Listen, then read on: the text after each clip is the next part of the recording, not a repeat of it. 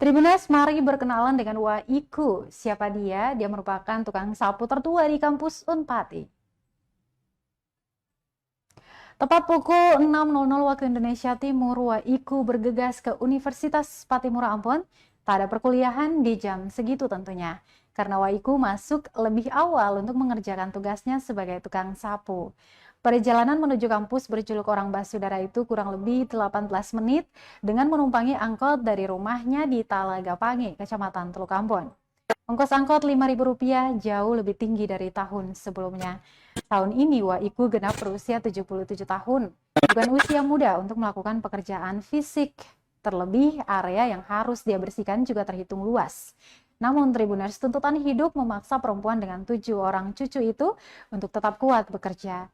Waiku sendiri baru setahun jadi tukang sapu di Unpati.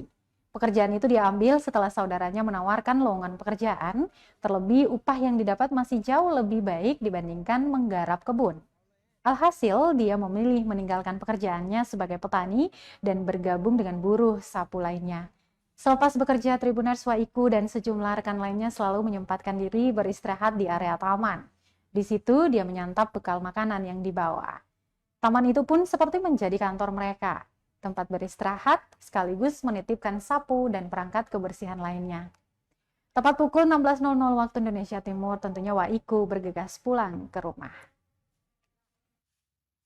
Berat setengah 11.